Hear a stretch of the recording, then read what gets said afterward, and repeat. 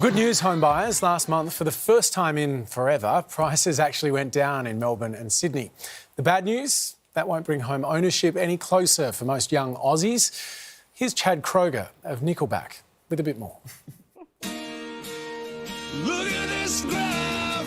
Thanks, Chad. Basically, the average time it'll take a young couple to save for a 20% deposit has stretched out to roughly 4.5 years. In Sydney, it's a soul-sucking 8-year wait.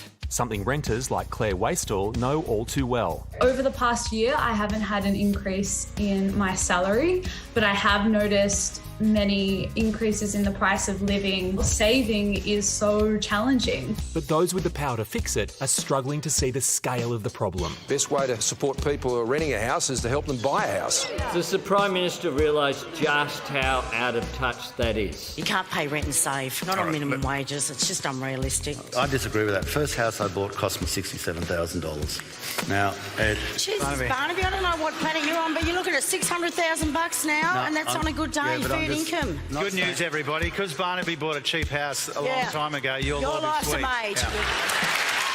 Yep, judging by the PM's comments earlier in the week, nostalgia's officially a part of the Coalition policy platform. I remember this when Jenny and I were buying our first home, and it was hard back then.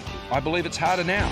No kidding. Since 1995, when Scott and Jenny bought in Bronte, the median property price in Sydney has gone from $196,750 to $1.6 million, from 6.9 times the average yearly income to more than 17 times. Meanwhile, the national median price hasn't been down in Barnaby Joyce territory since the mid-80s. Oh, and did I mention that real wages are going backwards thanks to surging inflation? Disappointed! When I hear our leaders talk, they just seem so out of touch with how it really is to be a young person earning low income these days, the challenges that they face. There are fixes in the policy pipeline. We came up with the first home loan deposit scheme. You're not saving? For a deposit of some 20%. if you can come up with 2.5%, we'll underwrite the deposit to 10%. But will it be enough to get a generation of sidelined house hunters back in the game? Eliza Owen is CoreLogic's head of Australian research and a frustrated millennial too. Eliza, we know it is tough out there in the housing market. Are any of these policies actually going to help significant numbers of young people get into the market? Yeah, so I think if we look at the first home loan deposit scheme when it was first introduced, it had strong take-up and it's seen a lot of those guarantees utilised. It can make sense for individuals who want to get into the property market sooner and save on the private rental market. But, you know, as you've highlighted, it's a relatively small scheme. Even with this expansion to 35,000 places under the federal budget's proposal, we're still looking at, 630-odd thousand transactions in the past 12 months. It doesn't seem like it's going to be making much of a dent. Now, Eliza, a lot of people have dismissed Barnaby's other suggestion of going and buying in the regions. But is there any merit in that? I think there is merit in it. If you look at the typical dwelling value across capital cities, it's about $240,000 more than what you typically see in the regions. But let's face it, that's just not feasible for everyone. If you have networks that you need to be close to in capital cities, if you have job prospects in capital cities, I mean, how do you follow Joe Hockey's advice from 2015 about getting a good job that pays more money? There's a reason that places in parts of rural regional Australia are cheap, and often it's because they don't have the same kind of job opportunities and incomes on offer. I've heard this argument quite a bit over the years with respect to housing affordability, but I've never seen it put to the test like the COVID period, where we have seen remote knowledge workers go regional, and it's led to an almost 40% increase in regional prices since the onset of COVID, and substantial affordability constraints for those who have been in the regions for a longer period of time.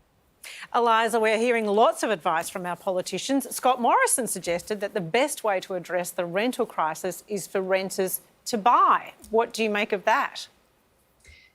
So again, I think it certainly makes sense the way that housing is built into our financial system. You are better off as an owner-occupier long-term than you are a renter.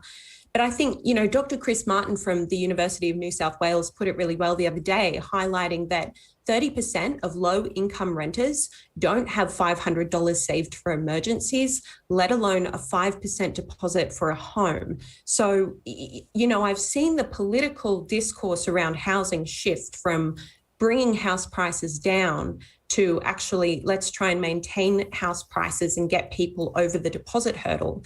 I understand the logic and I understand the pragmatism. But if you only focus on that, you marginalise a lot of renters who are quite hard done by. And again, in the current environment, we've seen substantial rent value increases of about 13% nationally in the past 2 years. Eliza, numbers seem to be your thing. Are there any gaps or loopholes? Some good news maybe that could offer some joy for younger people? So it's worth looking into some of these government schemes that are available to people. It might sound like a cop-out answer, but it really does depend on your individual circumstance because what you qualify for varies between where you live, what kind of property you're looking at and how expensive it is.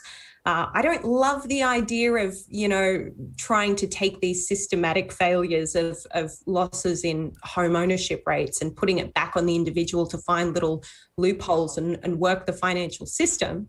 But there certainly are things available if you're willing to do the research.